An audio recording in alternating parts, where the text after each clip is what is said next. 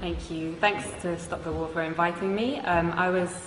I visited Libya twice over the past 6 months of the crisis. The first time I was on a peace mission, and the second time I was a correspondent for Press TV, and I also did some reporting for Russia Today. I left just after the so-called fall of Tripoli, and I was there during that horrendous week of the fighting in Tripoli.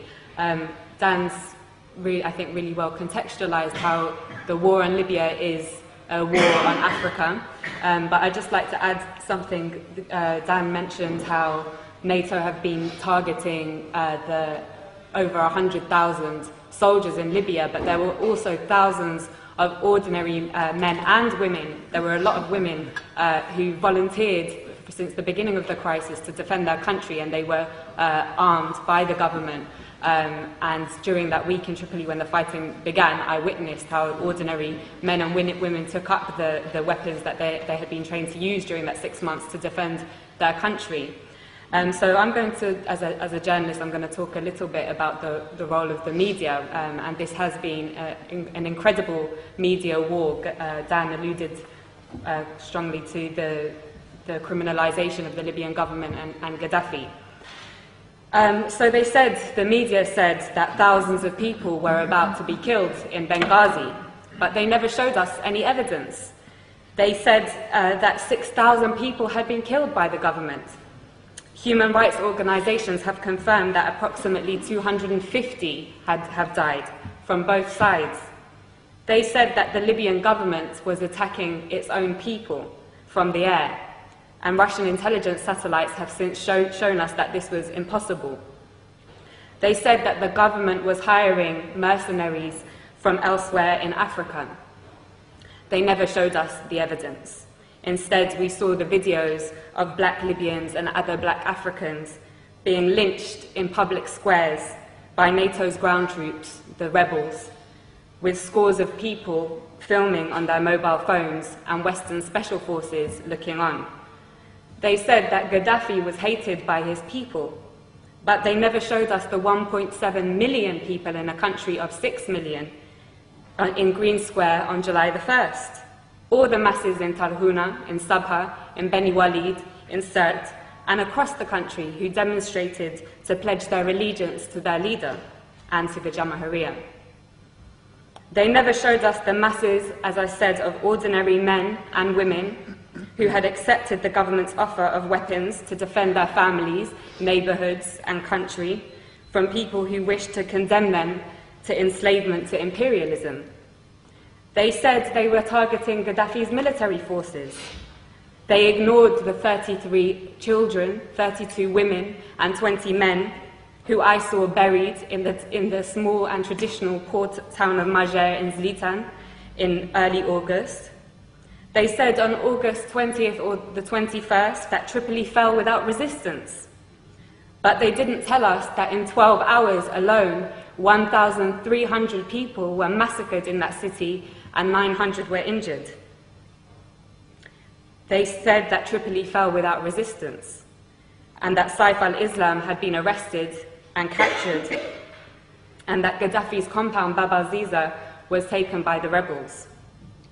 But despite that, Saif al-Islam himself showed up in the hotel where I was trapped and took a group of journalists outside to see with their very own eyes.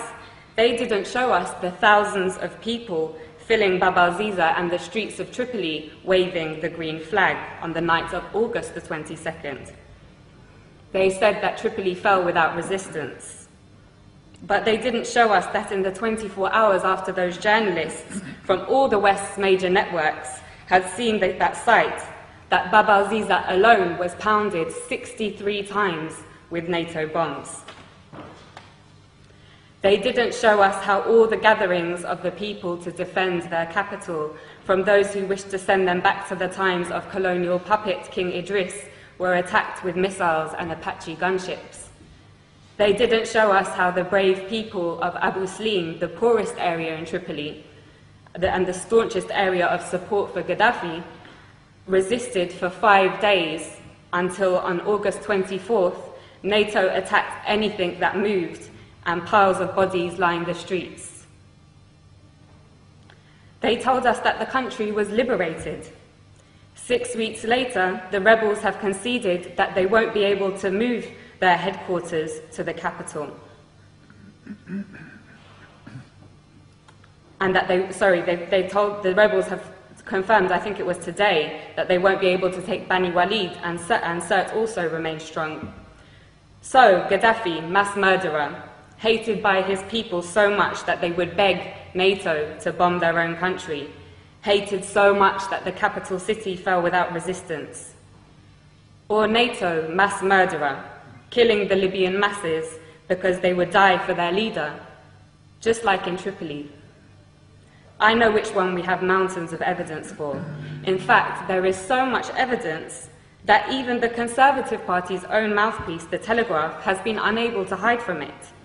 Amongst their numerous reports showing that the rebels lack the popular support that Gaddafi enjoys, one article published this week reported what I heard throughout my stay in Tripoli. A resident of Sirte, Susan Farjan, said, "We lived in democracy under Muammar Gaddafi. He was not a dictator. I lived in freedom. Libyan women had full human rights. It isn't that we need Muammar Gaddafi again, but we want to live just as we did before." In the same article, 80-year-old Mabruka says, "Life was good under Gaddafi. We were never afraid." Again, in the same article, another elderly lady says, "They are killing our children. Why are they doing this? For what? Life was good before." And yet another says, "Everyone loves Gaddafi, and we love him because we love Libya. Now the rebels have taken over, we might have to accept that, but Muammar will always be in our hearts."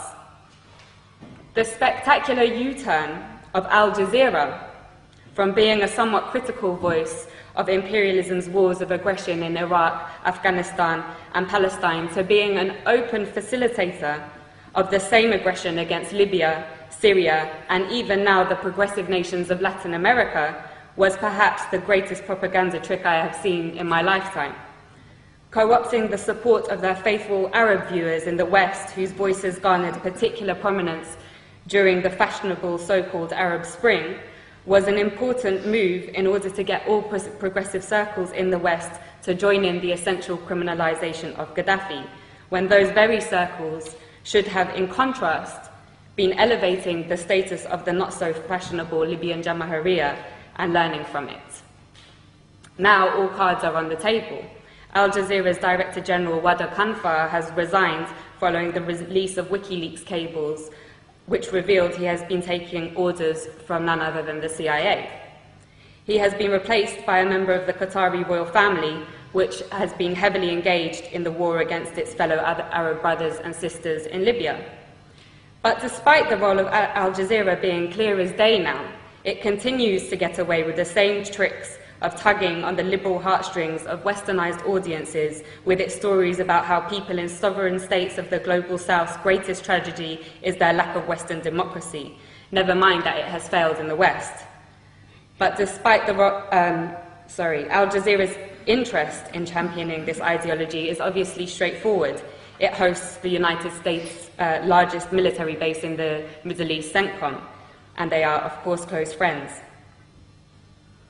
Leaving the Rixos Hotel, where I had been trapped for 5 days, was the most surreal and probably the worst day of my life. It was a bad day. The safe, secure, welcoming city, full of life and warmth that I had driven through days previously had transformed.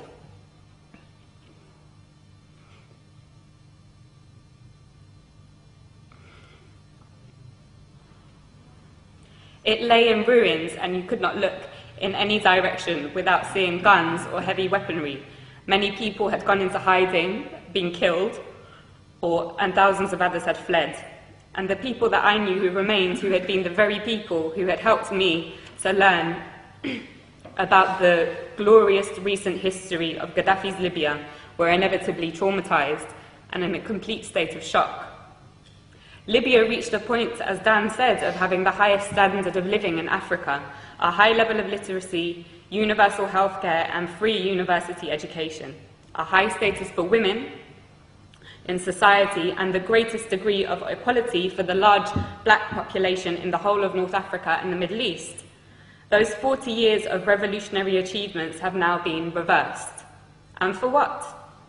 A year ago, after crippling wars in Iraq and Afghanistan, and with the growing economic crisis of the imperialist nations, it seemed a remote possibility that the West would have the capacity to embark on another costly and embarrassing war. It seemed that the hegemony of the West was rapidly on its way out. But as Gaddafi's close brother Hugo Chavez said in his recent letter to the United Nations General Assembly, right now there is a very serious threat to global peace, he said.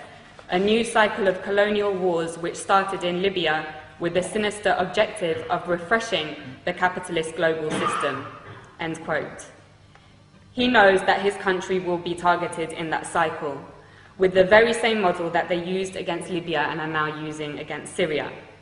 In the absence of an effective anti-imperialist media that can challenge and preempt the tricks of imperialism through its global media, it is the role of all progressive people to champion the sovereign states of the global south, who, like Libya and Syria, are a thorn in the side of the West.